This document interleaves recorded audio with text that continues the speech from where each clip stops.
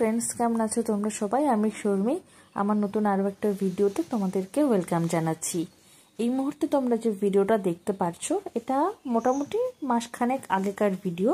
তখন শিহাব প্রথম সমস্ত লেটারগুলো কিন্তু চিনতে শিখেছিল এবং আমি যদি মুখে করে ডিকটেট করে দিতাম তাহলে যেটা আমি ওকে বলতাম সেটাই কিন্তু ও লিখে দিত। আর তোমরা তো জানোই যে বাচ্চাকে আমি মোটামুটি প্রত্যেক দিনে 2 বার করে পড়তে বসাতাম। তোমাদের সাথে আগেরও একটা ভিডিওতে আমি শেয়ার করেছিলাম যে কোনো একটা দিন তোমাদের সঙ্গে ইন ফিউচারে শেয়ার করব যে ও কি লিখতে পড়তে শিখেছে বা এই মুহূর্তে ও কি পড়াশোনা করছে। সেক্ষেত্রে আমি বলেছিলাম যে ওর বার্থডের পরে তোমাদের সঙ্গে সেই ভিডিও দেব। তো ধীরে ধীরে সেটাই দিতে স্টার্ট করছি। তো তার মধ্যে এটা হচ্ছে প্রথম ভিডিও বলতে পারো, যেটা মাস দেড়েক আগের তোলা একটা ভিডিও, যখন কিন্তু শিহাবকে ডিকটেট করে দিলে ওকে যা ডিকটেট করা হতো সেগুলোই কিন্তু নিজে থেকে লিখতে পারতো। আর এরকম সারাদিন কিন্তু হিজিবিজি খাতার মধ্যে আঁকতোই।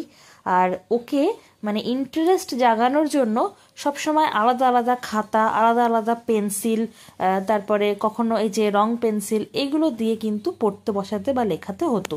তো বেসিক্যালি তোমরা এটাও ফলো করতে পারো এই ট্রিক্সটা, মানে বাচ্চাকে যদি পড়াশোনার উপরে আগ্রহী করতে চাও বা একটা জায়গায় চুপ করে বসাতে চাও তাহলে তোমরা এই ধরনের ট্রিক্সগুলো কিন্তু অ্যাপ্লাই করতে পারো।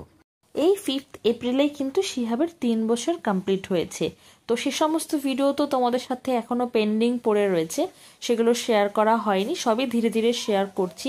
যেহেতু আমার এই ফেসবুকের ভিডিওর সাথেও আরও আমার একটা প্রফেশনাল লাইফ রয়েছে, আর তাছাড়াও প্রচণ্ড নিজের ব্যস্ততা থাকে, বাচ্চা অনেক ছোট, সে সমস্ত মিলিয়ে সব কিছু একদম রেগুলারলি হয়ে ওঠে না। কিন্তু তারপরেও আমি চেষ্টা করি মোটামুটি আমার ডেইলি লাইফ বা কি করছি, তোমাদের যদি কোনোভাবে হেল্প করা যায় যে কি করলে বাচ্চাদের ভালো হয়, সেই সমস্ত রিলেটেড ভিডিও আমি মাঝে মাঝে দেওয়ার চেষ্টা করি। তো এটাই তার মধ্যে আরও একটা, যেটা তোমাদেরকে আজকে বললাম, যে যদি বাচ্চাকে একটা জায়গায় স্থিরভাবে বসাতে যাও মোটামুটি 1 ঘন্টার জন্য, তাহলে কিন্তু তোমাদের নতুন কিছু তাদেরকে দিতে হবে এবং খেলার ছলে জিনিসগুলো ওদেরকে দেখাতে হবে, শেখাতে হবে, বোঝাতে হবে। তো যার মধ্যে এই যে শিহাবকে আগে একদিন দেখিয়েছিলাম যে বোর্ড এনে দিয়েছি, তারপরে কিছুদিন তো শুধু পেন্সিল দিয়ে লিখছিল, তো সিঙ্গেল একটা পেন্সিল দিলে আবার হয় না, ভ্যারাইটিস টাইপের ডিজাইন করা পেন্সিল দিতে হয়, এক একদিন আলাদা আলাদা দিতে হয়। এই দিন আবার কিন্তু একটা এই যে রং পেন্সিল দিয়েছিলাম। আর তোমাদের সাথে এর পরে একদিন শেয়ার করব যে ওর ড্রয়িংয়ের কি বুক ওর বাবা কিনে দিয়েছে। তো সেই সমস্ত করেই কিন্তু ওকে এই যে পড়াতে বসাতে হয়। মোটামুটি তোমাদেরকে অনেক কিছুই লিখে দেখিয়েছে।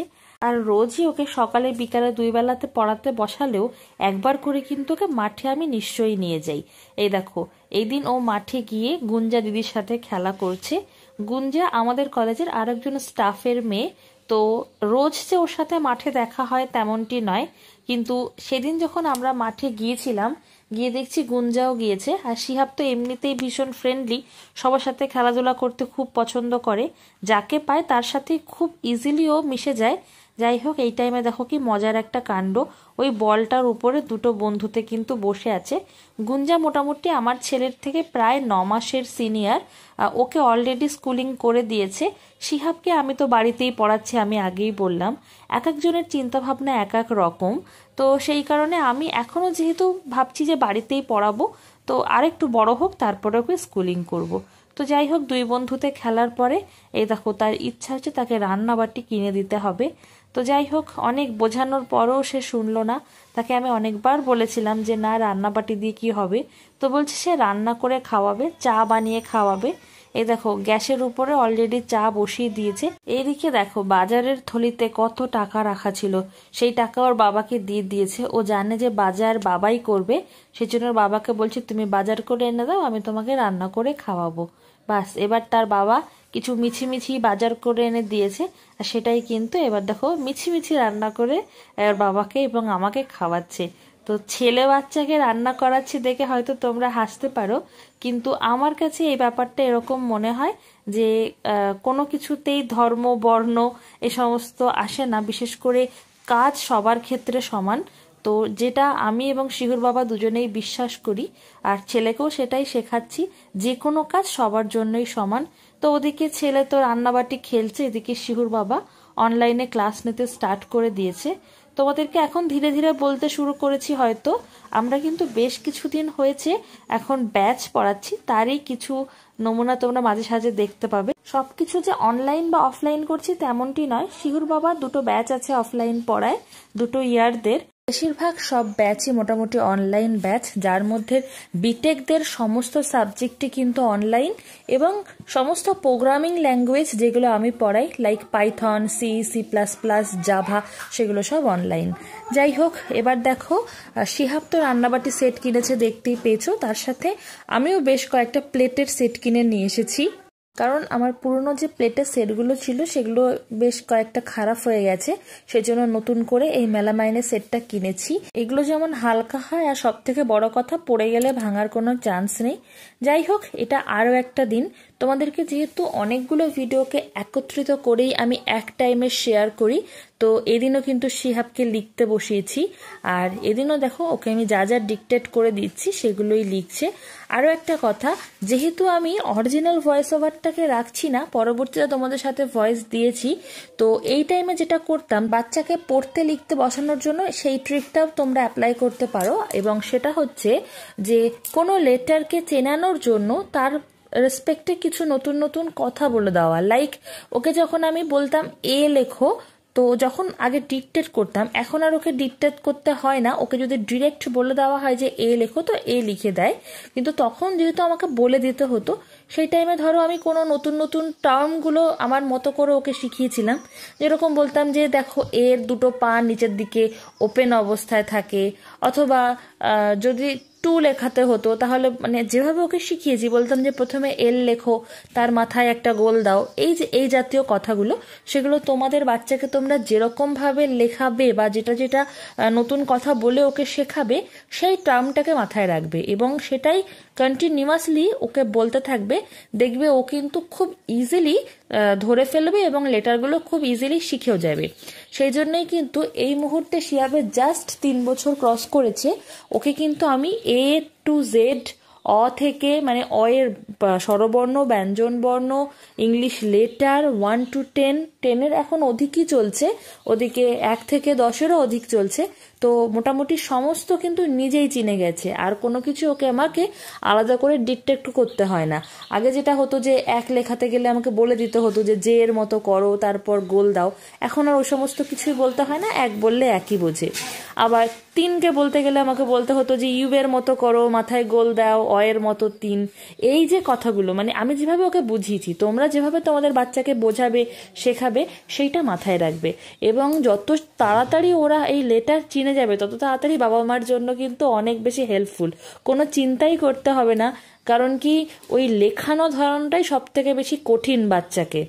তোমরা ভিডিওতেই দেখতে পাচ্ছ, যেহেতু ভয়েসটা শুনতে পাচ্ছ না, তারপরেও আমি যেহেতু তোমাদের সাথে ট্রিক্সগুলো শেখাচ্ছি, এই জন্য আর অরিজিনাল ভয়েসটা রাখিনি। কিন্তু তারপরেও তোমরা ভিডিও দেখে বুঝতে পারছো যে আমি যখনই যেটা লিখতে বলছি, যার পরে যেটা লিখতে বলছি, সেটাই কিন্তু লিখে ফেলছে। তো মৌখিকভাবে তো আমাদের যখন খুশি তখনই পড়ানো যায়।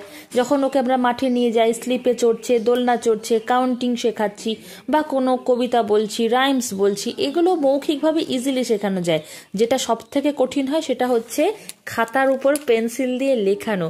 তো সেইটা যদি তোমরা এই জাতীয় ট্রিক্সগুলো অ্যাপ্লাই করো, আমি আশা করছি সেটা খুব ঝটপট করে ফেলতে পারবে। আর যেহেতু আমার বাচ্চাদেরকে পড়ানোরও অনেক বেশি এক্সপেরিয়েন্স আছে, আমি জানি আমি যখন সালারে থাকতাম, মোটামুটি বছর 4 আগেকার কথা বলছি, তখন আমার কাছে একদম মানে 0 লেভেলের বাচ্চাগুলো ছিল, ক্লাস 4 পর্যন্ত। তো অনেক বাচ্চা এমন ছিল যাদের 5-6 বছর বয়স হয়ে গেছে, কিন্তু তারা 1-2 তো দূর কি বাত, একটা এ কেও লিখতে জানে না বা চেনেই না। তো সেক্ষেত্রে এটা একটা ভীষণ কঠিন কাজ, যেটা আমার মনে হয়েছে যে আমি আমার ছেলেকে খুব ঝটপট করে শিখিয়ে ফেলেছি কোনো রকম স্কুলের হেল্প ছাড়া। তো সেক্ষেত্রে তোমরা যারা চাইছো যে বাচ্চাকে বাড়িতে নিজের গাইডেন্সে মোটামুটি এগুলো করাবে, একটু শান্তভাবে বসাবে, তারা এই জাতীয় ট্রিক্সগুলো অ্যাপ্লাই করো। মোটামুটি বাবা মাকে একটু বেশি করে এফোর্ট দিতে হবে। একটা বাচ্চা বড় করার পিছনে বাবা মা আমি জানি সব থেকে বেশি এফোর্ট দেয়, আর আরও একটু এফোর্ট দিয়ে পড়াশোনাটাকে ধরাতে হবে, এটাই আর কি। তো এটাই ছিল আমার ছোট্ট ট্রিক্স। এরপরে তোমাদের সঙ্গে নিশ্চয়ই শিহাবের আরও যা যা নতুন অ্যাক্টিভিটিস সব শেয়ার করব।